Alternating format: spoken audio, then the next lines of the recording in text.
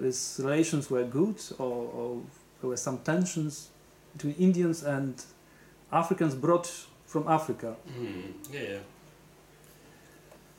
Well, they were always very good because the Africans were slaves, and when they got married, for instance, to an... It happened?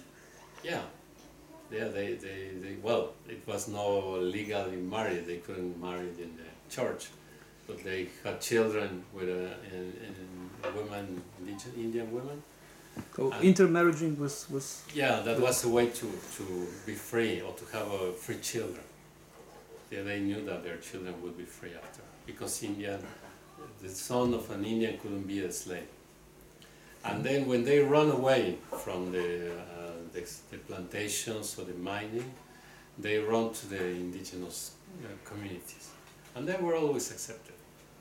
That's very curious. You go. I was working long time in the mountains, and working with these medicinal plants, and on the down on the valley, you have these sugar cane plantations, and they were full of African. And then when I was working I started working in these communities up in the mountains, I found like Indians are not so tall. It's very tall Indian with the hair, you know, that's strange, this face of these people here. Because I was discovering, you know, the people and looking, and then I found another guy, you know, the nose, and I started to look at, and then they have the way of grounding the coffee with this African instruments. It's very funny. I've never seen that in Mexico before. So I start looking in the history of the area and some colonial papers. Yeah, a lot of slaves run up to the mountains, and they were accepted. What is the name of such people? A mixture of Indians and Africans. They have, well, in this casta painting, they have many names. But we don't have a general term, no. We say sometimes now that that's very new, like 10 years old term, Afro-mestizo. This means nothing. I mean, it's African. But now we have much more studies, and we have all this relation with Africans going married with the Indians and the contrary, and the way the culture also were like getting in fusion. So they were like good partners, and nobody knows really now about this fusion because it was made in long time ago. Yeah, 18th century. I was working also in archives in Oaxaca, in the south of Mexico, all the slaves trade. And then I start making like a map. Oaxaca is in the south, you know, Mexico is coming like this narrow. And I found slaves all over the place. All Oaxaca, which is really considered as the most indigenous state, almost as Chiapas, you know, where Sabatis are, which they are together. Lots of Africans, everywhere. And then I start, you know, asking people, families in different areas. We have a lot of people who look African, little black, make sure the hair. Nobody really, I think humanities, if you make research everywhere, I'm sure here in the north of Poland or in Germany, I mean everywhere you have nowadays this. Because now we know with this genetic test, as if you have this combination. Yeah, we are all mixed. You are all mixed. Mexico is very strong. I was trying because we are like a nation built up in this fusion. I was trying to show you this is like this. This is like the meat, you know, of a foundation of contemporary Mexico. And it's a very important intellectual in Mexico, Octavio Paz, who was Nobel Prize in literature. And he created this idea that we are the sons of Malinche. Malinche is the indigenous woman who was the interpret of Cortés, the conqueror, Spanish one, who conquered Mexico, and then she had a son with him. So she's like the woman who betrayed the Indians, you know, it's considered like this. So we Mexicans are like a country, people, you know, with an identity, the result of rape, you know, like this. So we have our like a traumatic people, and it's not true. This is just a fiction. This is a myth. Imagination. And really, instead of European, that would be an African, because I was gathering all the information as the genetic studies in many areas of Mexico, and we have a lot of mixture with African, a lot.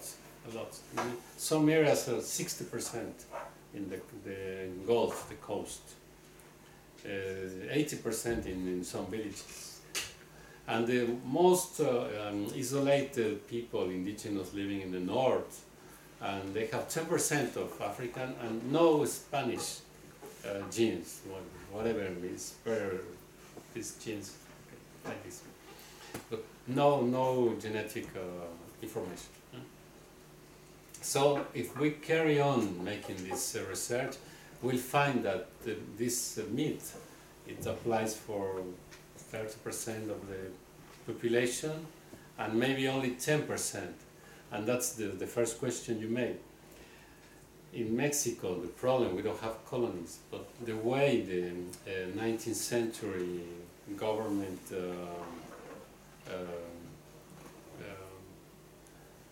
elite, you say elite? Mm-hmm. In Polish? Yeah. The elite ruling Mexico, they consider themselves as European. That's why they made these French dances, and they spoke also some French, and they were traveling all the time to Europe. So they really consider us the conquerors of this territory. And when they talk always, and you read, you know, these things, and they go to the south, to the rainforest, and they talk like they were in Africa. And they go to other areas like they are in Asia, you know. It's really they have these metaphors of the 19th century colons, you know, the people colonization the world, colonizing the world. So they really thought themselves as the people who are going to civilize this area. So there were no colonies, but inside the country was like this relation, the same metropole and colonies. I think that's something which can be referred to Poland. Yes, we had no colonies, but we had some provinces, regions, people who were treated by us as subdivided, yes, subordinated. Yeah. So. Yeah, I was very interested in this map I show you, like all the ethnographic map, you know. I was looking here, the ethnographic representation, and it's very similar. You find this all over the world, because this elite who was here, you have this nobility ruling this country, and they look at the other people as not so civilized, and people who had to, you know, and control in a way and to exploit in another, and they need to know exactly where they were and which resources they had and how they behave and how they live to control. I mean, that was very practical part of ethnography. And even we always think of this relation between Europe and Africa and the rest of the world, and inside each country was very similar. Even in France, they had this also classification of people, because in this debate of purity versus mixing, you know, Germans took this idea of purity of races, and they say only the pure races are good. The races who are pure are good. But French was very mixed country, you know, everybody. So they had this idea similar as Mexico. They have it's not bad to mix. The problem is whom you are mixed to, you know, the person you are mixing. So you have to get the best people to mix them. So they say, well, in France, yeah, the south is not so good, but yes, in this part of the center, we have nice mixing, and if we improve this mixing, the south also will become better. So inside the countries in Europe, you have always, like Italy, you know, south was like, it's still, Italy is like white in south, and south is also dark skin. I mean, it's the same. I mean, we have these cliches very, very inside, and I think part of our work as ethnographers, as anthropologists, we deal with cultural diversity, and we have to be very, you know, aware of these cliches, not to reproduce them, because otherwise nothing is going to change in this world, I guess. So I'm very sorry, but I have to close the discussion. We have a program. We have lunch. We have to stick to the program. So bardzo Państwu dziękuję. I have like a book. If somebody wants to have the book.